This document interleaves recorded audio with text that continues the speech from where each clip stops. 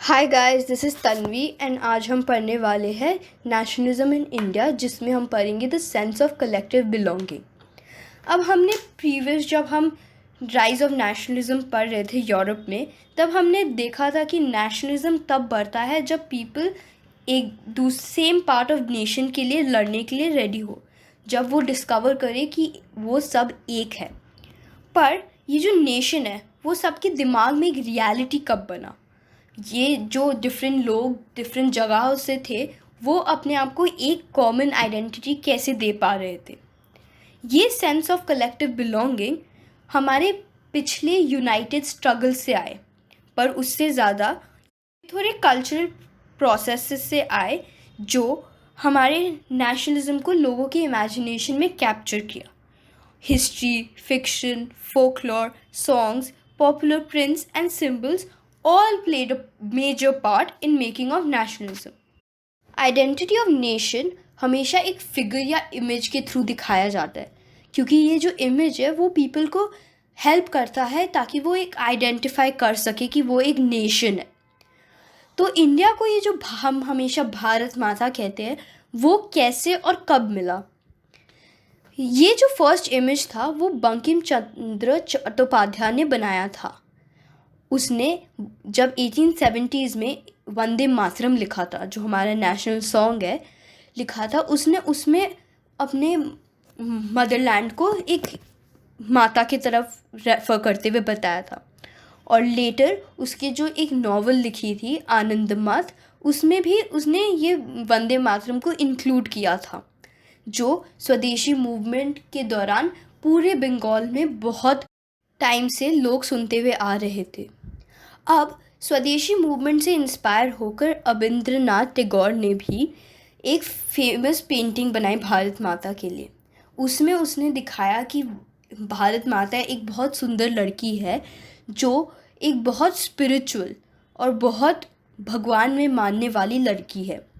उसमें उसने दिखाया कि कैसे वो एक काम, कंपोज, डिवाइन और स्पिरिचुअल है।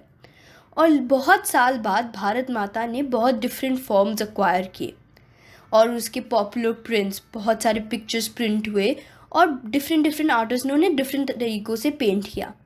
और devotion to this mother figure came to be known as nationalism.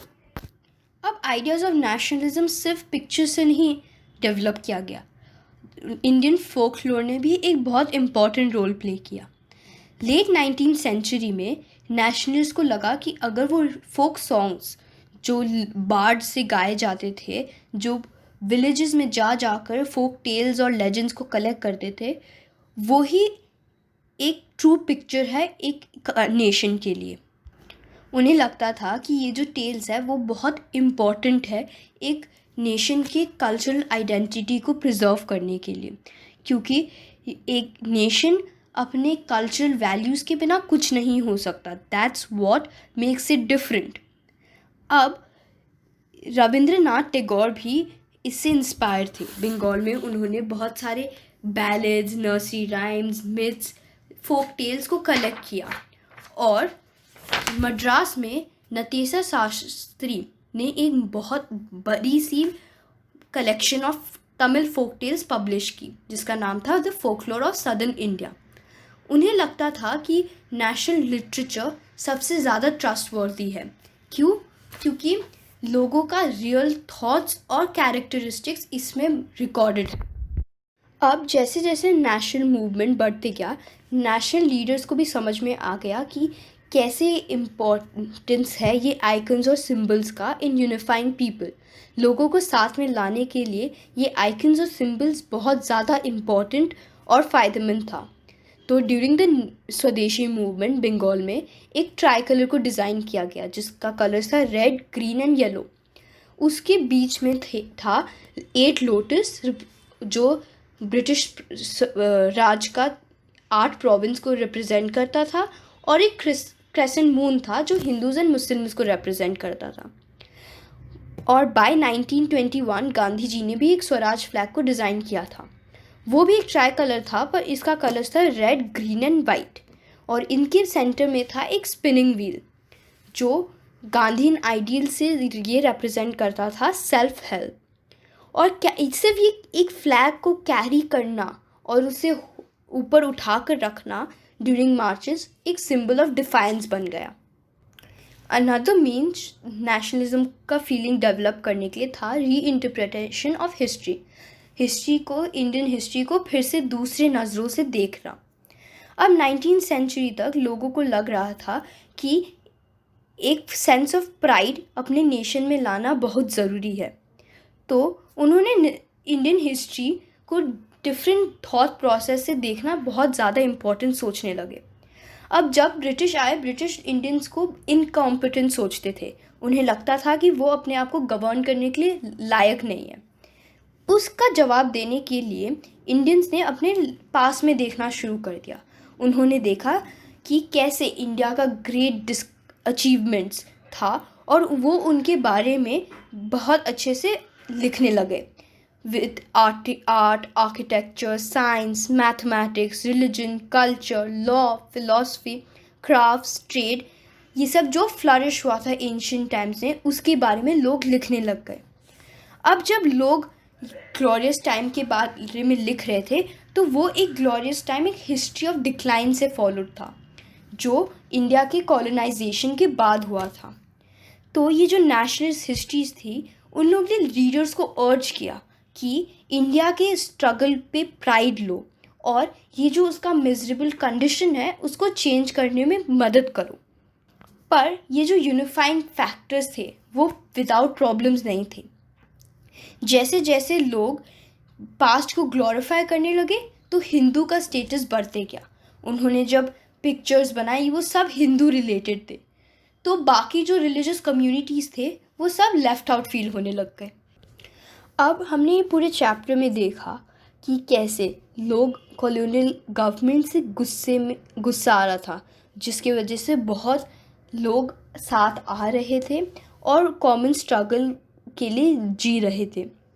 Congress Mahatma Gandhi के लीडरशिप के अंडर ये जो पीपल के ग्रीवेंसेस और दुख कथा थे, उन्होंने एक ऑर्गेनाइज मूवमेंट्स में चैनल करना की कोशिश की। पर जैसे जैसे ये मूवमेंट्स बढ़ते गए वैसे वैसे डाइवर्स ग्रुप्स और क्लासेस के बीच में प्रॉब्लम्स भी बढ़ते गए। क्योंकि लोग, अगर आप फ्रीडम के लिए अचीव करने जा रहे हो तो सबके लिए डिफरेंट एक्सपेक्टेशंस थे। कांग्रेस ने ट्राई किया ये रिजॉल्व करने के लिए, पर ये प्रॉब्लम्स भी बढ़ते गए। पर ओवरऑल जो हमने देखा वो देखा कि एक नेशन इमर्ज हो रहा था जो डिफरेंट वॉइसेस से कंबाइन था और जिन्हें सब को एक ही चीज़ चाहिए थी, वो था फ्रीडम। अब failure of the Cripps mission and effect of world war II ने इंडिया में बहुत सा डिसकंटेंटमेंट बनाए रखा था, तो गांधी जी ने क्विट इंडिया मूवमेंट का रेजोल्यूशन पास किया। ये रेजोल्यूशन वार्धा में 14 जुलाई 1942 को हुआ था और ये इसका बेसिक इंटरप्रिटेशन ये था कि ब्रिटिश को इंडिया से बाहर भेजो। अब 8 अगस्त 1942 को ऑल इंडिया कांग्रेस कमेटी ने ये रेजोल्यूशन को इम्प्लीमेंट करने के तरीके ढूंढने लगे। अब गांधी जी ने ये कहा कि हमें एक सबसे बड़ा नॉन वायलेंट मास स्ट्रगल अरेंज करना होगा पूरे कंट्री में, तभी हमारा ये मूवमेंट, ये रेजोल्यूशन पास हो पाएगा। तो इस ओकेशन में ही गांधी जी ने अपनी फेमस स्पीच कही थी जो था डू और डाई। अब ये मूवमेंट के स्टार्ट ने पूरे स्टेट मशीनरी को स्टैंड स्टिल पे ला दिया था। लोग इस मूवमेंट में इतना घुस गए थे कि उन्होंने हड़ताल ऑब्जर्व किए, डेमोन्स्ट्रेशंस ऑब्जर्व किए और प्रोसेशंस किए, accompanied with national songs and slogans. ये मूवमेंट ने एक ट्रूली मास मूवमेंट का लुक ले लिया था और 1000 ऑर्डिनरी पीपल ने ये मूवमेंट ज्वाइन किया और ये मूवमेंट ने बहुत सारे लीडर्स का पार्टिसिपेशन देखा, जैसे Jayaprakash Narayan, Aruna Asaf Ali, Ram Manohar Lohia and even women like Matangini Hazra in Bengal, Kanaklata Boro in Assam and Rama Devi in Odisha. ये ब्रिटिश ने बहुत फोर्स से रिस्पॉन्ड किया इस मूवमेंट को, पर उन्हें पूरा 1 साल लगा ये मूवमेंट को सप्रेस करने में। With this we end the topic. Thank you.